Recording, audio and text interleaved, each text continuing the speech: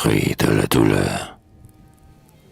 Sur le versant pierreux d'un plateau du midi, respirant le soleil d'un hiver attiédi, j'errais en long détour les collines désertes, d'arbustes odorants étaient au loin couvertes. Promeneur attentif au plus humble arbrisseau, j'évitais en marchant de blesser un rameau. J'avais déjà suivi tous les sentiers des Landes, sans briser une tige, une feuille aux lavandes.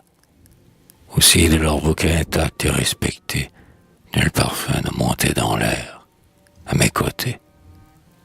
À travers champs, bientôt, dans ma course plus prompte, je m'élance, et des fleurs je ne tiens plus de compte. Je marche au plus touffu des arbustes meurtris, et disperse à grands pas leurs feuilles en débris. Alors jaillit, alors le vent en long flot roule, un doux torrent d'odeur des plantes que je foule.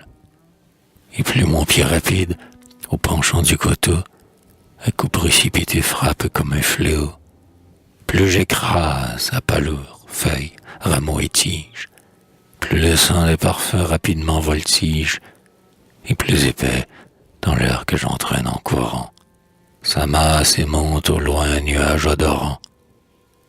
Vous, mon Dieu, parmi nous, quand nos âmes sont mûres, vous cheminez ainsi, malgré nos vains murmures, faisant votre moisson, et lorsque vous voulez, respirez les parfums dans nos cœurs recélés, la douleur vous précède, elle vient, sans colère, ainsi que le coursier foulant le blé sur l'air, et brise sous ses pieds, comme moi ses rameaux, nos fleurs et nos fruits mûrs, et nos espoirs nouveaux. Vous dirigez, Seigneur, tous les coups qu'elle porte. Les plus durs sont toujours pour l'âme la plus forte. C'est vous, dans la douleur, qui nous êtes présents. Vous ne nous visitez, mon Dieu, qu'en nous brisant. Mais c'est alors aussi qu'à travers ces blessures, la fleur exhale au loin ses senteurs les plus pures.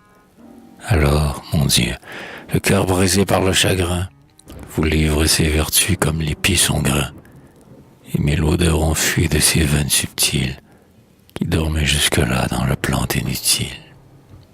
Alors enfin, versant de l'argile ou de l'or, le flot immaculé qui s'y gardait encore, l'homme à vos pieds répand, comme fit Madeleine, les plus divins parfums dont son âme était pleine.